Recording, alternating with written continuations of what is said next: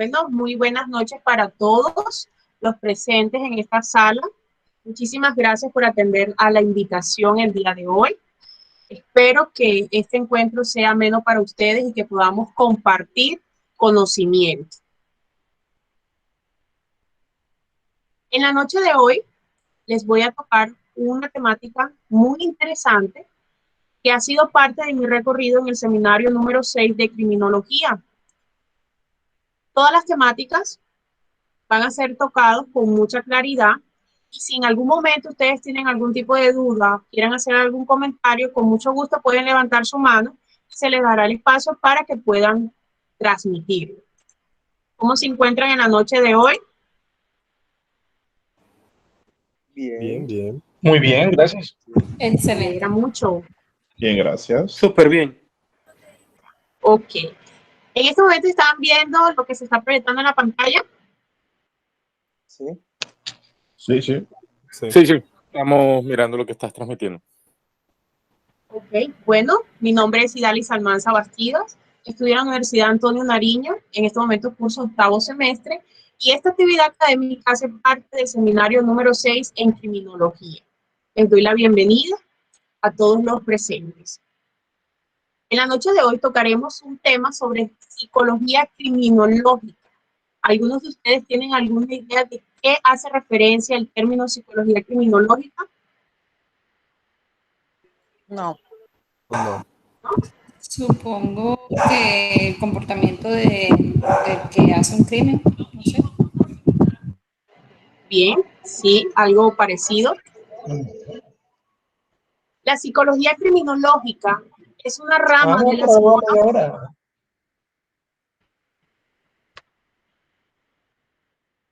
¿Qué es la psicología criminológica? ¿Están viendo bien? Sí. Sí, claro, sí.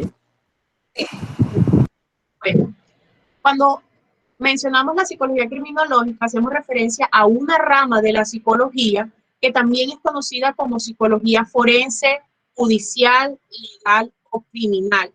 Esta rama de la psicología estudia las conductas individuales, o ya sea de manera colectiva, de los sujetos antisociales. Esta rama de la psicología surgió por la necesidad de este campo psicológico de estudiar por qué se dan ciertos comportamientos y conductas dentro del contexto criminal.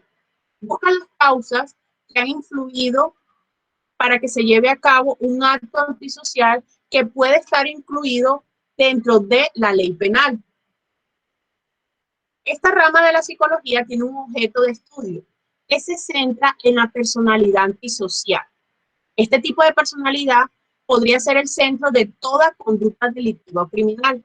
Por eso es tan importante lograr su comprensión, porque de esta manera se le lograría dar un abordaje completo.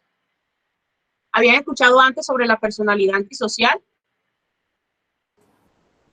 Un poco. Algunas veces. ¿Cierto? En algunas ocasiones logramos transmitir, no, él es antisocial porque no se relaciona. Entonces, en esta noche vamos a poder conocer un poco a profundidad a qué hace referencia realmente esa personalidad antisocial. La psicología criminológica, a pesar de tener muy marcado su objeto de estudio, como lo vimos anteriormente, es la personalidad antisocial, ha sido sujeto de algunas críticas. Vamos a ver cuáles han sido esas críticas que ha sufrido la psicología criminológica. Hoy les voy a mencionar dos autores muy importantes que hacen referencia a qué es la psicología criminológica y se han dedicado a mirar si el objeto de estudio por la cual surgió esta rama de la psicología realmente se está cumpliendo. Coelho y Alisoria Verde mencionan que esta rama de la psicología se ha alejado de su objetivo y se ha acercado más a otros campos como el sistema legal y ha logrado mostrar una ausencia de realizar un análisis un poco más global alrededor del autor de un delito. Es decir, la psicología criminológica para estos autores se ha alejado completamente y se ha basado más en la parte judicial. Y hay algo que hay que tener muy claro, que lo mencionan en la segunda crítica, y es que el derecho penal no sabe ni siquiera entender ciertos comportamientos del ser humano, y por eso la psicología criminológica no debería basarse en el derecho, en la parte judicial o penal, sino volver a esa criminología especializada para realmente centrarse en el estudio de la personalidad antisocial, conocer cuáles son los orígenes primarios de esa personalidad, de donde parte todas las conductas criminales y delictivas. Además, si se vuelve a retomar ese objeto de estudio de la psicología criminológica, lograríamos pronosticar y prevenir la criminalidad. ¿Por qué creen ustedes que es tan importante hacer esta última parte de detectar, pronosticar y prevenir la criminalidad?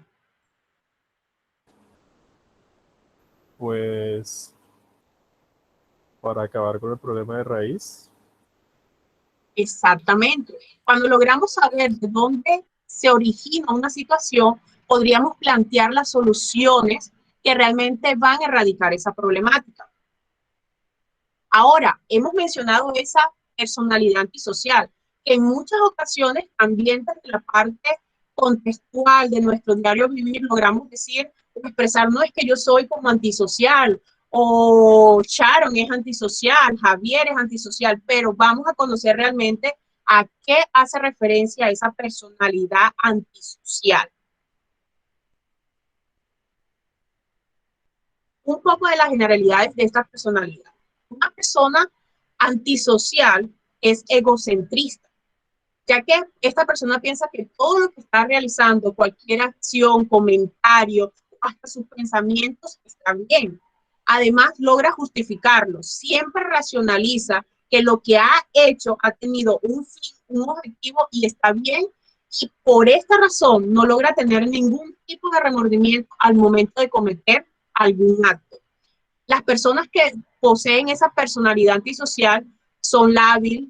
El castigo no es algo que de pronto va a generar en ellos temor de realizar cierta acción, porque una persona común que tiene una personalidad bien desarrollada, en algunas ocasiones se frena a realizar ciertos actos o acciones temiendo de cuál va a ser la consecuencia que va a tener. Para la persona con una personalidad antisocial jamás va a tener en su pensamiento, si realizo esta acción voy a tener una consecuencia. Además, son personas que no piensan ni en el pasado ni en el futuro.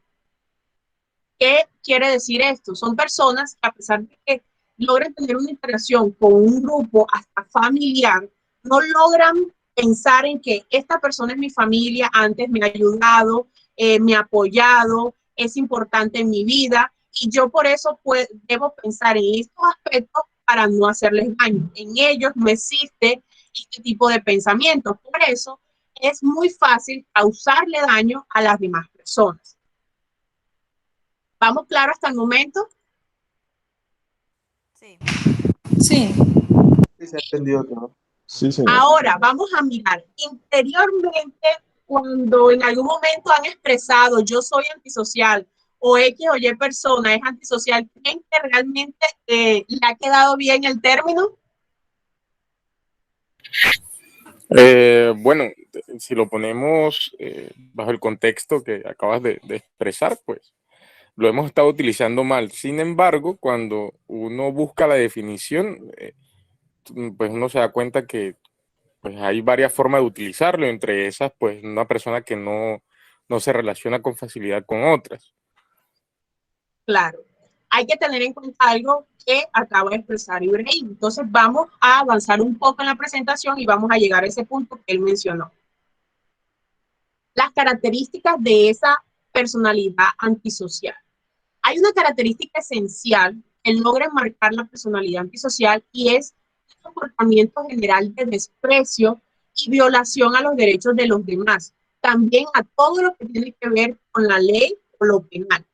Comúnmente comienza en la infancia o en el principio de la adolescencia y esta continúa en la edad adulta. Por eso es importante para los que somos padres, hermanos, mayores o miembro importante de pronto en una dinámica familiar, lograr detectar en los niños ciertos comportamientos que en algunos momentos no son normales.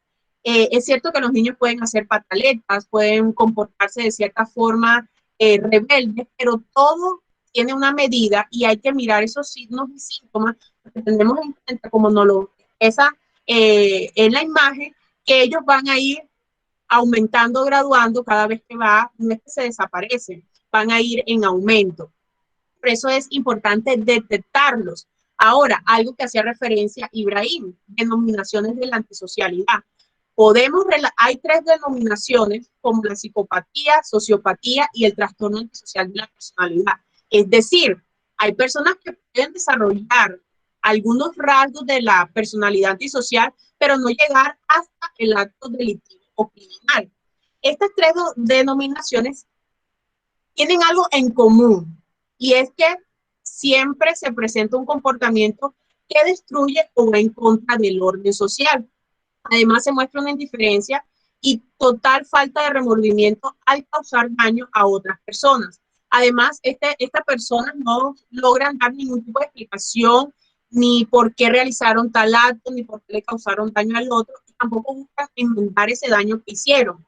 Y algo muy importante es que no hay ningún sentimiento de empatía ni de respeto hacia los demás, ¿cierto? Entonces es algo muy importante de reconocer que cuando nos referimos a una psicopatía, a una sociopatía, a un trastorno antisocial de la personalidad, las 3 van a ser algún tipo de relación en este concepto más central e importante, pero van a tener algo en común, que es la personalidad antisocial. Ahora, para lograr determinar que se está desarrollando una personalidad antisocial, debemos contar con unos componentes que nos van a facilitar la identificación de este tipo de personalidad. Y aquí es cuando vemos unos componentes o rasgos. Tenemos el egocentrismo, la habilidad afectiva, indiferencia afectiva y la agresividad. Ahí había algo cierto en lo que expresaba Ibrahim, en que en algunas ocasiones podemos desarrollar algunos rasgos, no todos, y algunas personas logran tener el dominio de esa personalidad y no llegar hasta el máximo, que sería, ¿cuál creen ustedes que de los rasgos es el máximo de la persona dentro de la personalidad antisocial?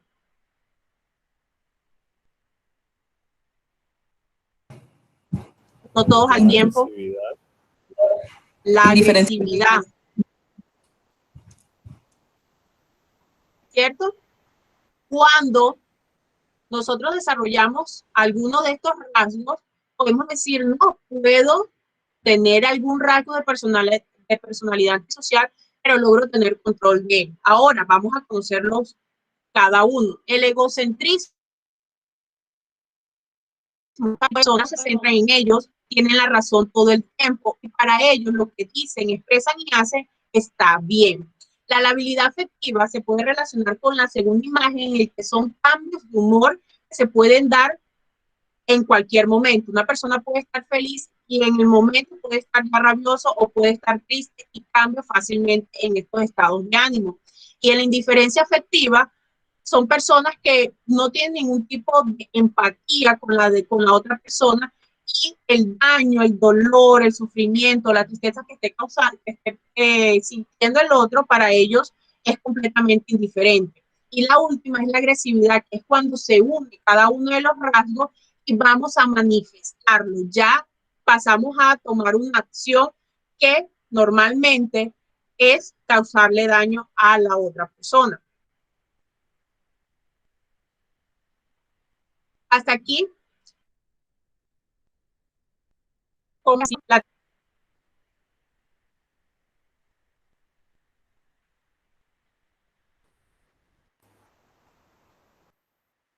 ¿Habían ya tocado o conocido un poco a profundidad el tema de la personalidad antisocial o la psicología criminológica? Disculpa, yo conozco una persona que manifiesta los síntomas que tú acabas de mencionar. Los rasgos, no son síntomas. Los rasgos, disculpa, sí. Digamos que a la persona ya la conozco y vi que los rasgos que mencionaste manifiestan varios comportamientos. O sea, a ella se le ve, tiene muchos cambios de humor, llega a ser una persona que se deprime mucho, y es una persona que tiene muchos problemas con su familia, y llega a ser incluso problemas de agresiones físicas. Si uno considera y es cercana a la persona, ¿cómo actuaría yo como amigo para ayudarle en ese aspecto? Es importante que ella reconozca eh, el tipo de cambio que está sufriendo, la situación por la que está atravesando y ayuda. Indiscutiblemente en estos casos es muy difícil aconsejarle desde el lado de la amistad qué debes hacer. Nunca se debe decirle a la persona debes hacer tal cosa en específico, pero sí darle la sugerencia que debe buscar a una persona, en este caso un profesional, que logre ayudarla a abordar la situación por la que está pasando. Lo más importante es hacerle caer en cuenta de una manera muy discreta que presenta cambios de humor, que si no le parece a ella que debe buscar de pronto algún tipo de ayuda para que logre buscar una solución para esa problemática. ¿Ok? Sí, Bueno, gracias. aquí entonces hablamos de algo muy importante, psicología criminológica, su objeto de estudio, y como de ese objeto de estudio logramos identificar qué es la personalidad antisocial, conocimos un poco de qué hacía referencia esa persona y sabemos que las conductas delictivas y criminales surgen o se dan origen a partir de esa personalidad antisocial. Vamos a conocer otra temática muy importante dentro de la psicología criminológica, que es la perfilación criminal. Ahora, ¿quién ha escuchado algo de qué es la perfilación criminal? Los que les gustan los programas de investigación, a ver, ¿qué es perfilación criminal? Pues, según donde yo tengo entendido, la perfilación criminal es cuando por medio de ciertos rasgos o características que presenta una persona, se considera un peligro o sospechoso por haber cometido algún delito. Ok, gracias. ¿Alguien más? O también en el caso de ser un crimen del que no se conozca la persona, hacer el perfil para de pronto hallar con qué tipo de persona se trata y atraparlo. Vamos a ver si lo que expresaron aquí nuestros acompañantes es cierto. La perfilación criminal. Esta es una herramienta judicial. Por medio de esta herramienta, el analista logra identificar ciertas características físicas, conductuales de algún individuo que ha cometido algún tipo de delito. Esta herramienta es supremamente importante dentro de la psicología criminológica, ya que permite, como mencionado, identificar ciertos rasgos a pesar de que no estemos en esa escena o en el momento que ocurren los hechos. ¿Cuál es el objetivo de esta perfilación criminal? Es ayudar a la administración de justicia mediante el análisis que se apoya con otras ciencias, en este caso la forense y otras disciplinas que son afines a la criminalística, con el fin de orientar la investigación criminal. Y de esta manera se logra determinar patrones de comportamientos que permiten cómo es la conducta criminal de ese individuo que cometió el delito. ¿Cuáles son los aportes de la perfilación criminal? En este caso les voy a mencionar qué aporta la perfilación criminal a una investigación. Primero, logra dar un análisis del lugar de los hechos. Con ese análisis del lugar de los hechos logramos determinar el espacio en el cual se cometió el delito, logramos observar dónde ocurrieron los eventos, qué elementos que hacen parte de ese lugar ejecutar dicho crimen o delito. Se hace un análisis conductual y aquí en el análisis conductual no es solamente mirar la parte del comportamiento de la conducta de quien comete el delito. Aquí involucramos a la víctima, ya que por medio de ese análisis conductual que se basa también del análisis del lugar de los hechos, logramos identificar aspectos muy importantes como cuál fue la interacción que se dio entre la víctima y el victimario, qué pasó durante que se dieron los hechos, y es algo supremamente tener ciertos aspectos que nos van a permitir seguir con el siguiente análisis, que es el análisis del perfil criminal. Ya aquí sí nos enfocamos en ese sujeto, un individuo que cometió ese delito criminal. Por ejemplo, ya aquí logramos identificar la personalidad del delincuente, por qué ha cometido el delito, logramos identificar características físicas, cuáles son algunas costumbres, creencias, valores. Además, se logra algo supremamente complejo, pero muy interesante de esta rama de la psicología, que es lograr determinar cuál fue el comportamiento antes, durante y después que tuvo este sujeto que cometió. Es algo que uno mira a veces en las películas y uno dice, no, eso no puede ser posible. Pero cuando ya entramos y estudiamos este campo y esta área, nos damos cuenta que sí es posible, realizando una perfilación criminal de manera objetiva, tomando todos los elementos, los aspectos y haciendo una buena observación. Por último, hacer el análisis de la vinculación de los casos. Increíblemente, cuando se logran hacer perfilaciones criminales muy objetivas y que logren realizar o cumplir con su objetivo, logramos en ocasiones vincular ciertos casos que han podido estar estancados, que ya se han hasta cerrado, pero logrando esa perfilación criminal, determinando cuál es el modus operandi del delincuente, logramos hacer conexiones y mirar que tal caso en tal época, en tal año, se logró nuevamente reactivar o se logró determinar quién fue quien lo cometió por medio de esta perfilación criminal. Entonces, es una área, un campo de la psicología que realmente aporta mucho a la sociedad, porque lamentablemente tenemos que ser muy conscientes que las conductas delictivas y criminales cada día van en aumento, se presentan de manera individual, se presentan de manera colectiva, y es necesario desde estas áreas científicas reforzar ese estudio y esa investigación para lograr aportar teorías, prácticas que logren, en este caso, prevenir la criminalidad. ¿Cómo vamos? ¿Les ha parecido interesante? Sí, bastante. Sí. Muy importante el tema y muy bueno el desarrollo. Me alegra que les esté gustando. En este momento vamos a visualizar un video que les traje de un caso nacional de acá de Colombia, en el cual muestra la importancia de este campo de la psicología. Tener en cuenta que como toda ciencia ha evolucionado, pero si he aumentado con estas herramientas, se habrían podido evitar y que seguramente si se sigue trabajando e investigando, podrían servir de mucha ayuda en la sociedad.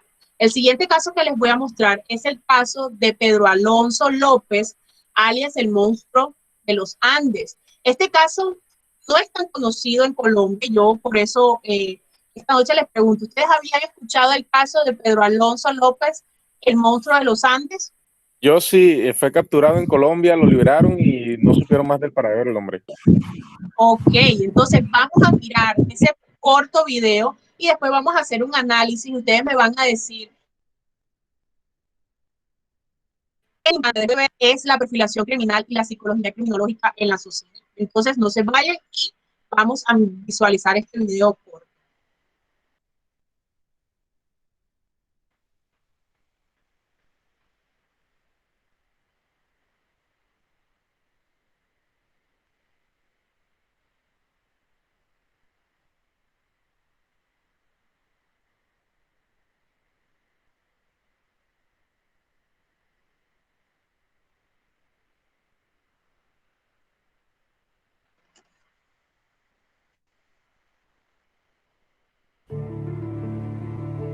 En Colombia no es tan conocida la historia de Pedro Alonso López como en el resto del mundo, y eso es bastante triste. ¿Por qué? Porque en casi todos los países, si usted entra a páginas sobre asesinos en serie, incluso rusas, chinas, en la mayoría de los libros teóricos, serios, se habla de ese personaje. Y Y se habla de ese personaje porque es considerado hasta el día de hoy uno de los peores asesinos en serie de la historia del mundo.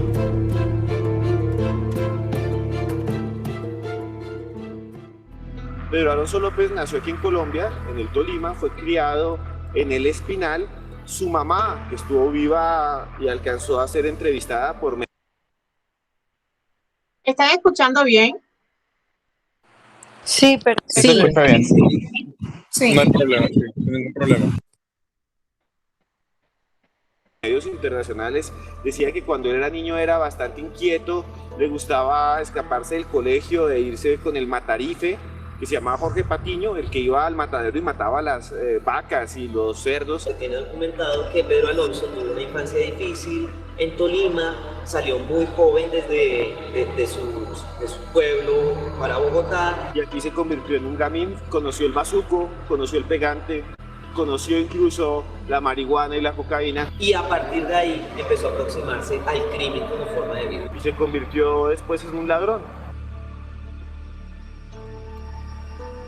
Cuando llegó a la cárcel lo violaron, lo torturaron. Y él dice, él mismo lo dijo en sus entrevistas, que desde entonces dijo que ya no iba a ser más una víctima, sino que se había convertido en el victimario.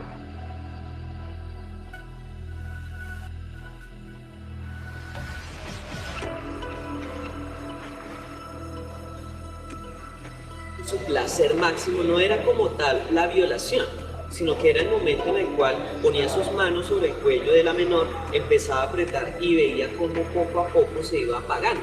Empezó a matar y violar a más de 300 niñas. Se iba caminando desde Bogotá por los pueblos y en cada pueblo donde paraba engañaba a las niñas, las llevaba al lado de un lote y siempre hacía lo mismo.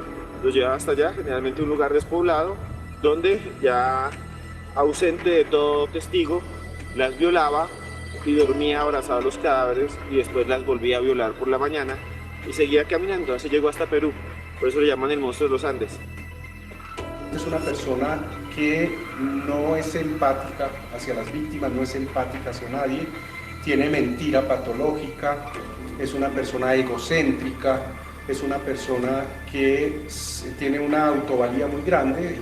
Esta persona se sobrevalora a sí mismo y piensa que los demás son objetos, son instrumentos que pueden ser fácilmente manipulables en su propio beneficio. No es que él haya nacido malo ni maldito. Si uno se pone a mirar, Pedro Alonso López también fue sujeto del maltrato continuo de su madre, quien lo golpeaba, quien prácticamente lo torturaba por hacer cosas que los niños hacen. Desde cierta perspectiva de lo que son las prácticas de disciplinamiento y las prácticas propias de las ciencias sociales, ¿no? Entre ellas la psiquiatría, la psicología, inclusive la antropología, la sociología, da cuenta de cómo efectivamente somos quienes somos porque hemos vivido experiencias infantiles positivas o negativas.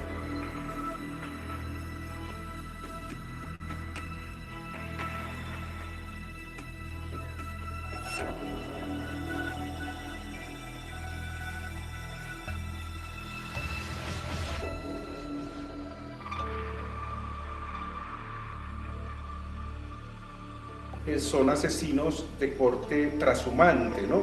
Es decir, que no actuaron en un solo sitio, sino que actuaron en muchos sitios. De ahí su gran capacidad para escapar a la autoridad, pues porque evidentemente, y con los procedimientos que existían en la época, pues las autoridades no lograban conectar los casos con otros. Cuando él fue capturado en Ecuador y fue liberado 15 años después, en 1994. Interactuaban la legislación y los jueces colombianos, los ecuatorianos y los peruanos.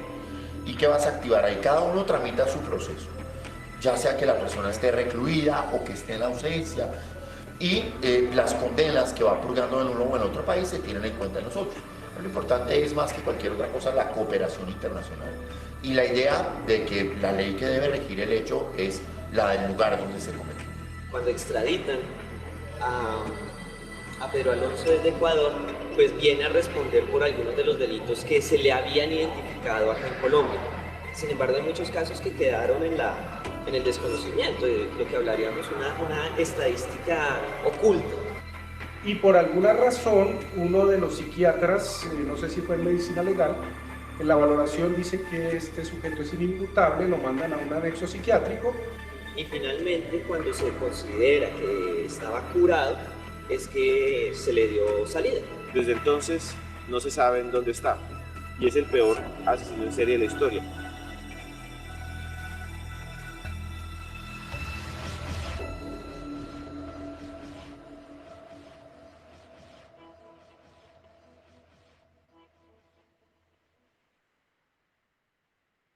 Muy bien.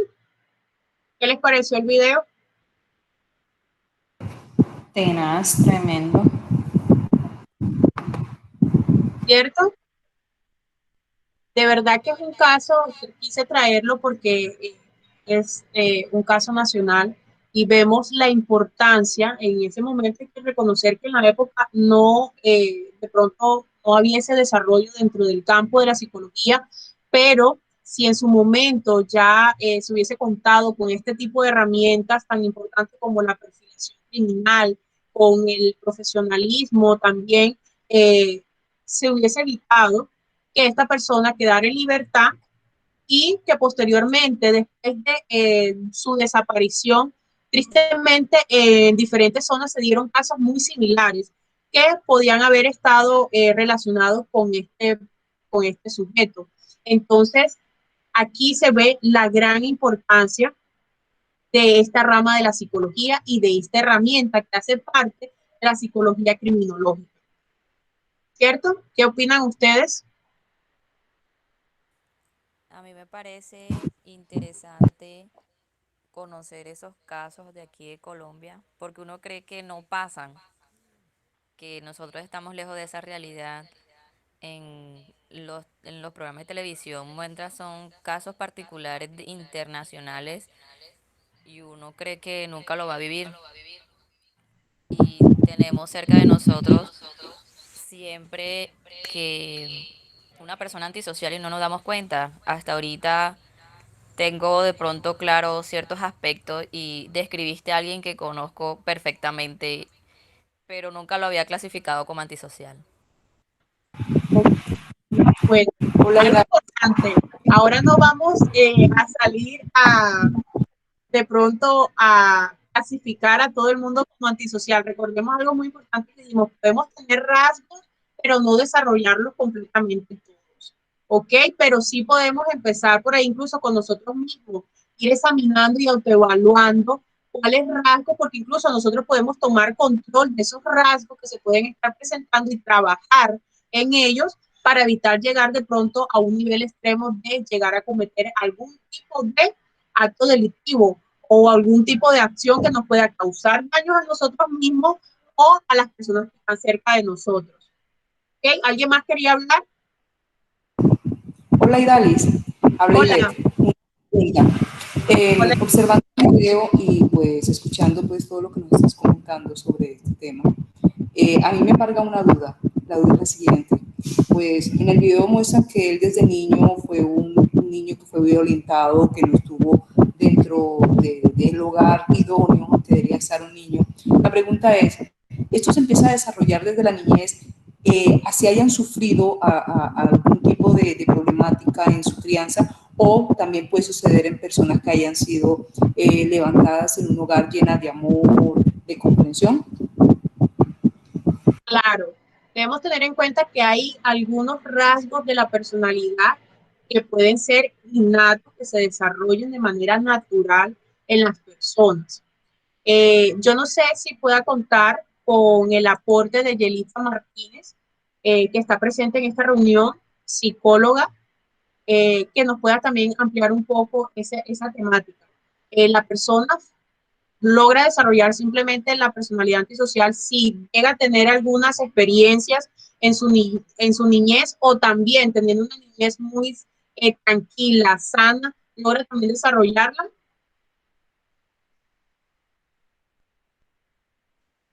Buenas noches. Bueno, me parece que la pregunta es bastante interesante y digo con toda seguridad que el desarrollo de la personalidad en el individuo tiene siempre dos componentes, un componente de rasgos que son aprendidos, que son modelados, que tienen que ver mucho con los componentes socioculturales, el medio económico, todo lo que tenga que ver con el entorno de la persona, y tiene otro componente que es un componente hereditario, Nos llama mucho la atención a veces comportamiento de niños que aún no han sido expuestos a ningún tipo de circunstancia violenta ni agresiva por su edad, y quizás a esa edad tampoco es comprensible, y ya de todos modos ellos desarrollan algún comportamiento que nos llama la atención, mostrando agresividad, mostrando quizás actos malintencionados hacia otros niños, que se pueden evidenciar en el colegio, en la violencia escolar, y uno se queda abismado de ver que en los hogares esos actos no están presentes.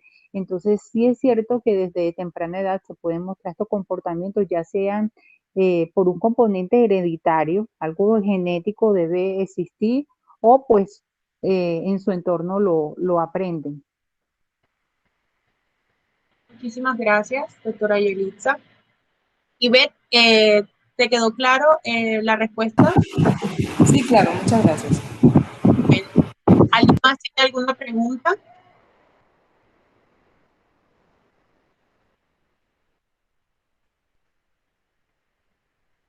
¿No? Bueno, de esta manera les agradezco a todos su presencia en la noche de hoy, a esta invitación para conocer una temática nueva y compartir esta experiencia. Muchísimas gracias, ¿verdad? Para todos. Espero que terminen de tener una excelente noche y que podamos volver a compartir en este espacio. Recuerden que en el chat les dejé el link para que logren evaluar pues este encuentro por mí. Les agradezco que la puedan llenar. Y pues no sé si alguien más quiere comentar algo. Agradecerte por expresar, por mostrarnos tus conocimientos, y por lo menos nosotros que no estamos en el tema de pues estudiando la psicología como tal, sino que estamos aquí en tu presentación, pues muy buen aporte, ya que es un tema que realmente no tocamos a diario ni en nuestra vida cotidiana tocamos. Entonces es como algo para ya analizar nosotros así por fuera de los que estudian psicología. Muchísimas gracias. Mónica, ¿alguien más? Yo te quería felicitar por el manejo de la información. Manejaste muy bien la temática. Gracias. Bueno, y no sé, los que puedan activar un segundito la cámara para poder tomar una captura, los que puedan, por favor.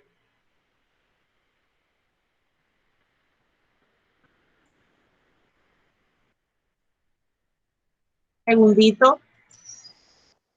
Ver, ¿quién más? Miguel, Sebastián, Espera, tiene eso, pero Sebastián,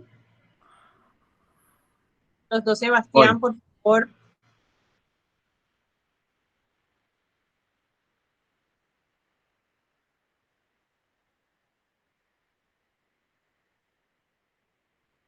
Bueno, creo que así nos vamos. Entonces, su mejor sonrisa.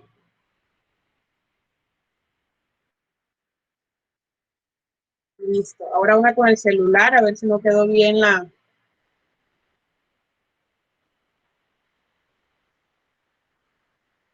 Bueno, muchísimas gracias a todos nuevamente y que tengan una feliz noche. Chao. Chao, gorda, gracias. Buenas noches. Chao, gracias a ti. Chao, hasta luego. Chao.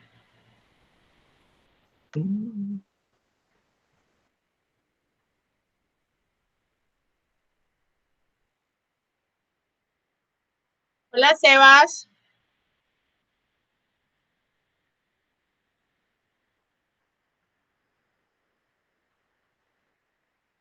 Hola, Wandy.